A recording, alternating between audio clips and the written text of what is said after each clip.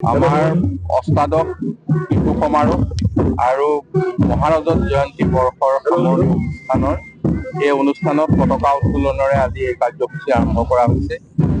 ইয়াত আমাৰ আদৰণি সমিতিৰ সন্মানীয় সভাপতি বকুল বৰা ডাঙৰীয়া, আমাৰ মুখ্য অতিথি হিচাপে ঠগী গগৈ ডাঙৰীয়া আৰু মইনা পাৰিজাত সকলো বিষয়ববীয়া উপস্থিত আছিলে। ই এক খুব আকৰ্ষণীয় আৰু খুব শৃংখলাবদ্ধ অনুষ্ঠানেৰে মইনাসকলে ইয়াৰ এই কাৰ্যসূচীটো সমাপন কৰিছে আৰু ৭৫খন পতাকা আজি উদ্বেলিত হৈছে। মই ভাবিছো ইয়ালৈ অংশগ্ৰহণ কৰা সকলো মইনাই খুব উৎসাহ আৰু আমাৰ অষ্টাদশ শিশু সমাৰোহ আৰু মহাৰজত জয়ন্তী বৰ্ষৰ সামৰণি অনুষ্ঠানৰ এই অনুষ্ঠানত পতাকা উত্তোলনেৰে আজি এই কাৰ্যসূচী আৰম্ভ কৰা হৈছে।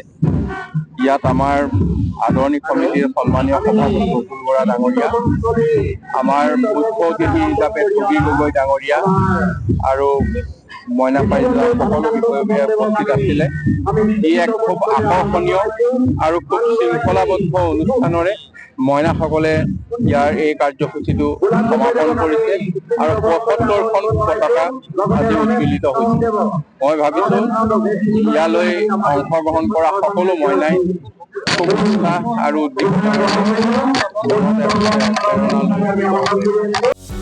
যিকোনো খবৰৰ বাবে যোগাযোগ কৰক আমাৰ এই নম্বৰত 9181 307 221।